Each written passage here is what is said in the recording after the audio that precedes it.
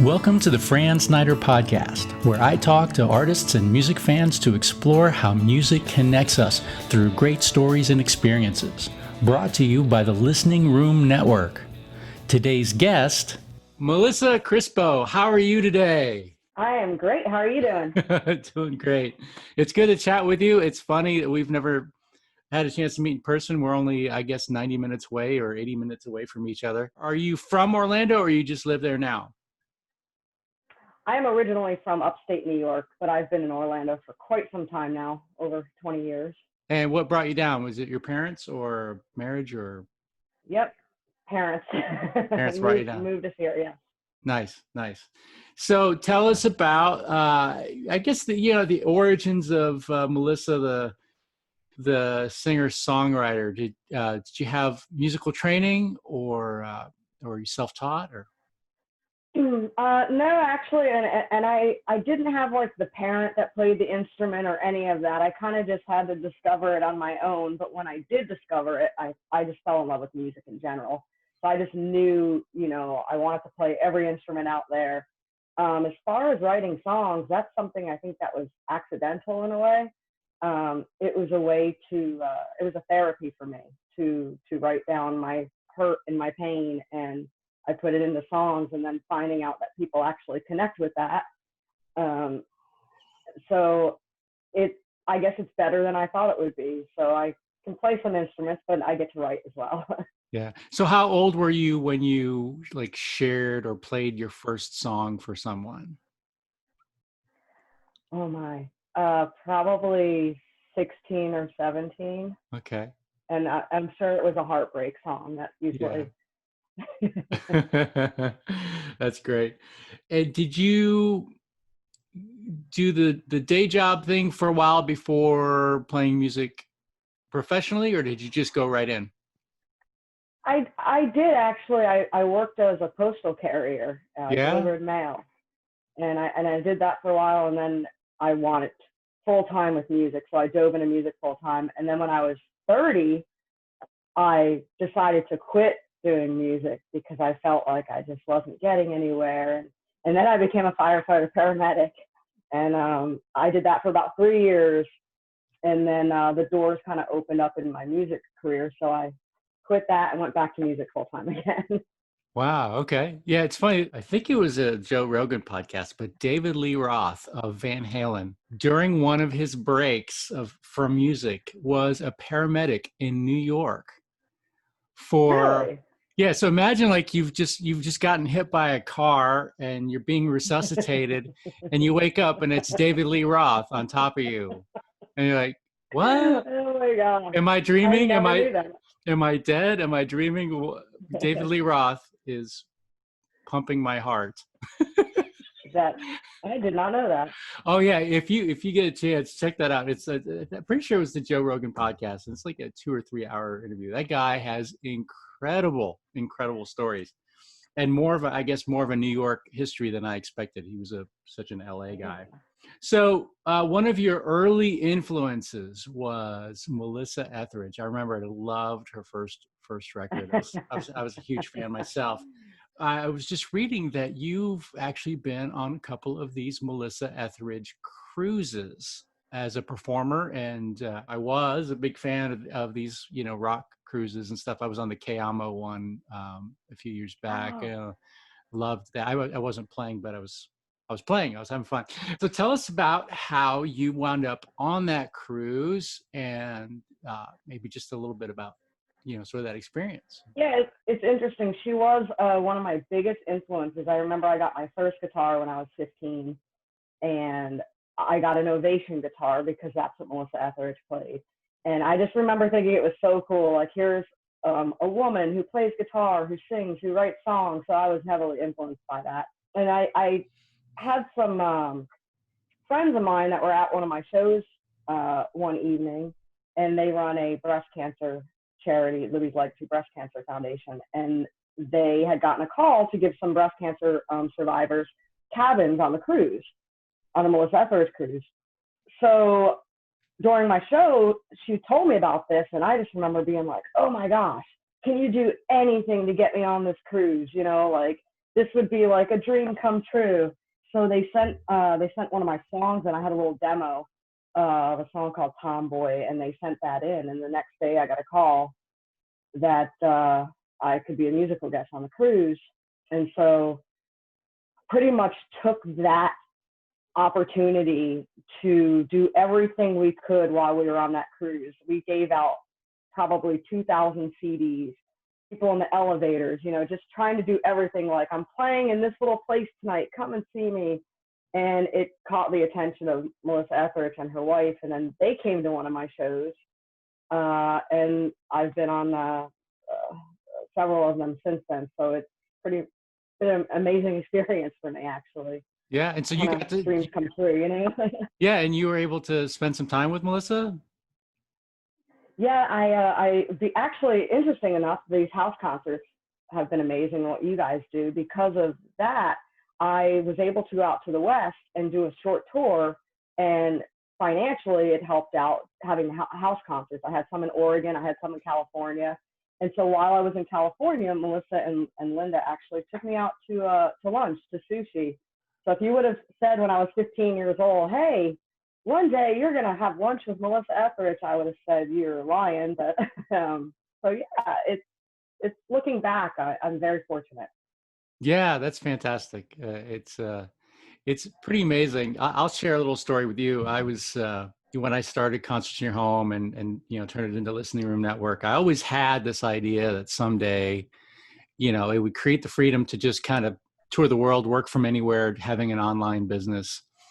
And in 2011, I went to France for 3 weeks, and I had this amazing deal, a little place right on the Mediterranean in actually sort of like the southwest coast of France.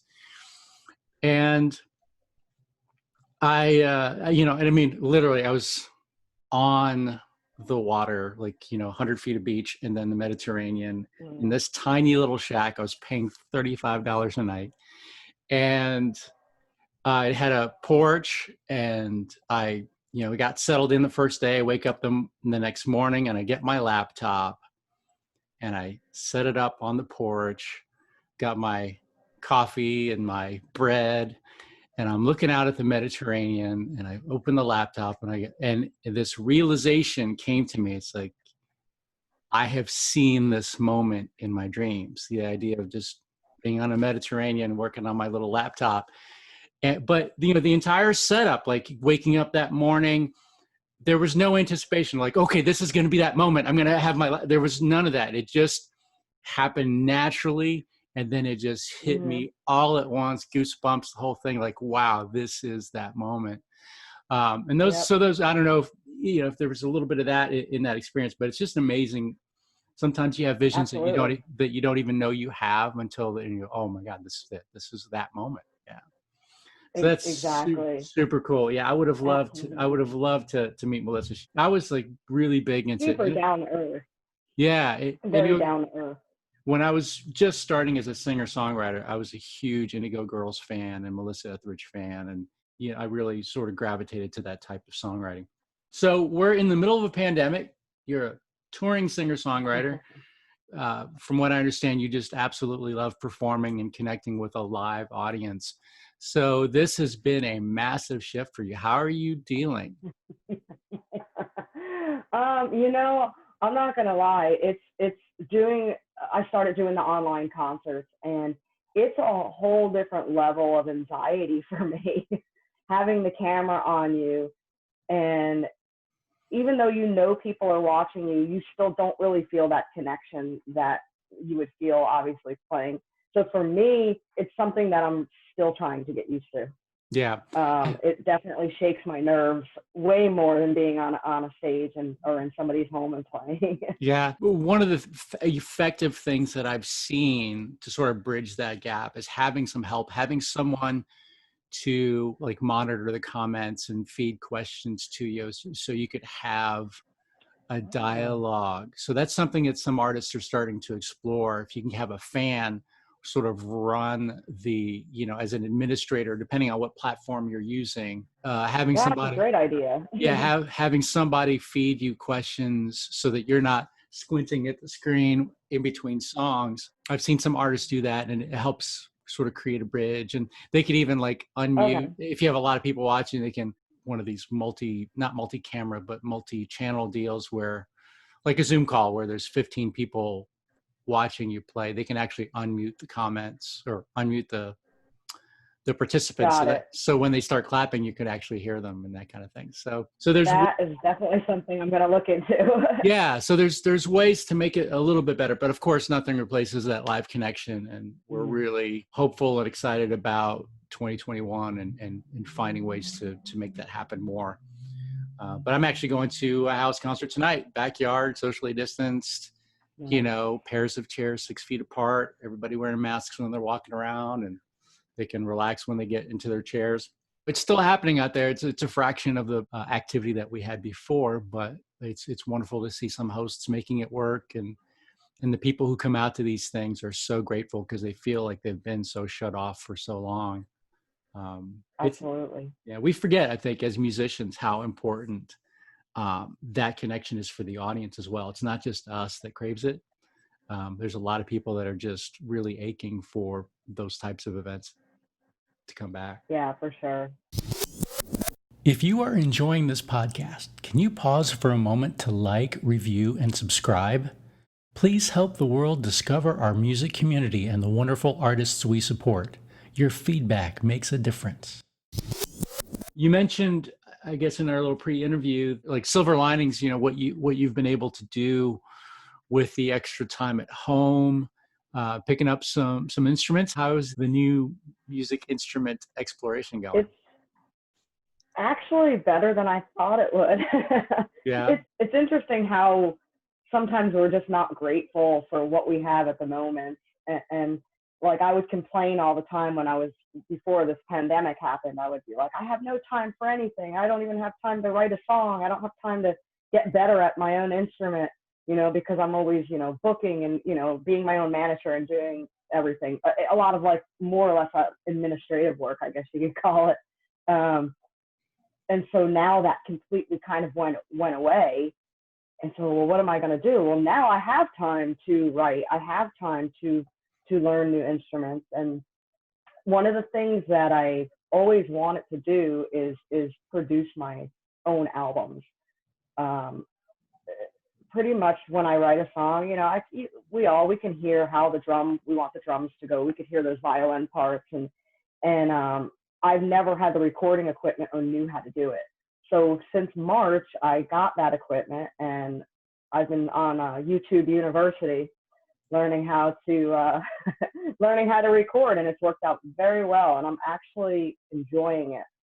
So now I have the time, and I'm actually grateful that I've been given this time to learn how to do this. It's a massive time of renewal. There's so many artists who are in that same boat. Like, gosh, I'm always driving, I'm always booking. There's just no time to be an artist. It's all business. And you take the business away, like, okay, here's that pocket. Be creative again. Here's that pocket of time that you've been complaining about missing. So it's wonderful. Like, so much of that, when I first started doing this podcast, you go into these interviews thinking like everybody's hurting, and they're like, nope. Yeah, it was a painful shift, but everybody's finding silver linings. Everybody is getting closer to their art, which is really, really amazing. Like you, I hear a lot of people are putting their fingers in the dirt and starting gardens. Yes. Now, I'm not going to say that I've been good at it, but Florida could be tough. Yeah. It gets so hot, and then we do get, as you know, we get a lot of rain. Yeah. It seems like peppers are the easiest, but other than that, I did start a garden with all kind of things out there, but I've realized it's like a full-time job. So you're doing you got to check on it. You doing green peppers, yellow peppers? What are you doing over there? I got the green peppers, red peppers, the orange little lunchbox peppers, and then I got kale, Swiss chard, and none of my tomatoes seem to work out. So Yeah. Tomatoes are fickle. I was trying to grow those in Kansas, up like in upside down suspended things. And gardening for me, my few experiences with it, not really had the pests or the rabbits or anything just destroying my crops. It was always just too much sun, too much rain. I was gone for a weekend and everything died and that yep. kind of stuff. So It's pretty like I said, it's like now if like you go somewhere and you say, well, we need somebody to watch the dogs. I'm like, can you water the plants too if it doesn't rain? Yeah, exactly. So. One of the artists that you mentioned that you really admire, that you actually got a chance to write a song with, Crystal Bowersox. Tell me how you discovered her, what you appreciate, and how the co-write came about. I guess she was. I've never watched American Idol before. I know. But I guess she was a finalist on American Idol. I did not know that. I met her on the first Melissa Etheridge cruise. She was a performer. And I started listening to her music and you know, the albums that she had out, and I fell in love. Like, I felt like, you know, she was real. She was real, and she was an open book with her music. And I also kind of liked the genre of the music. So we got together just a couple months ago, actually during this whole craziness. There was a small songwriting retreat that we went to in Asheville in the mountains. I remember I had a melody and I had a piano part, and I thought, oh, if you walk away from here and you don't ask her, you're going to regret it for the rest of your life. And she was sitting right next to me. So finally I was like, Crystal, I said, come here, I need your help. Write a song with me. And she said, okay. And so that's how that went. And the song ended up being pretty awesome. And it was a really good healing thing for me because I was going through something, and the song kind of talks about that. So nice. So you've got 3 releases, I guess, two full albums and an EP. Tell me a little bit about those and how you feel you've progressed as an artist from one recording to the next. Like, how did the flavor change? How the production, instrumentation change? How did the writing change through those? I feel like my very first album, I was so new and I was so inexperienced in so many ways. So I definitely think that the first album definitely has my producer's fingerprints, you know, all over it, a lot of his styles and such. And then as I started getting into making the second one, it was on a musical level, it was starting to turn into more of how I would want it musically. And then of course the third one, I had a producer, but pretty much I had my say in how I wanted things, I guess. Yeah. So that was on a musical level, being able to really have the finished product come out to what I would be happy with. On a lyrical level, I would always write songs. Like my first album was always my own experiences or a relationship experience. And as I got into this last album that I released, I started really trying to stretch my songwriting. Like, well, a great songwriter can write a song about anything, not just your own personal pain or your personal relationships. So I started diving into talking to other people and looking at other people's situation and writing songs of what they're going through. And so that kind of stretched me a little bit further, and I'm still kind of working on that. Okay. And so the most recent one came out when? That came out a year and a half ago, 2 years ago. And that's called The Fifth Stage. Excellent. It's funny, my notes say you're married to a toddler, but it's married with a toddler, right? Yes. Married with a toddler. Yes, she's almost 3. It's not an Oxford comma thing. It's a preposition thing. Married with a toddler. So how old is your toddler? So her name is Lennon, after John Lennon, of course. Yeah. And she'll be 3 in November. Yeah. So we're at that crazy age. When she gets older, you can tease her that she was named after Vladimir Lenin.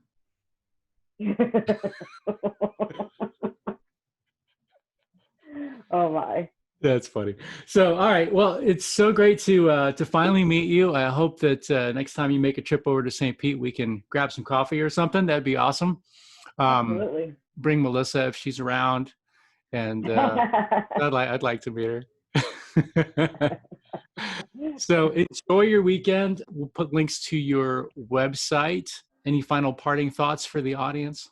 Well, just everybody hang in there. They can't get rid of music, and we all need music for our survival. So hang in there, and we'll be right back out playing for y'all. That sounds great. All right. Thanks, Melissa Crispo, everybody. Look her up online and enjoy her music. Thanks, Melissa. Thanks for listening to the Fran Snyder Podcast. Please subscribe, like, or share to help your friends discover this community. Also, I'd love to hear from you with any feedback or suggestions you have. And if you'd like to learn more about house concerts and listening rooms around the world, please visit and join listeningroomnetwork.com. You can email me from there. See you next time on the Fran Snyder Podcast.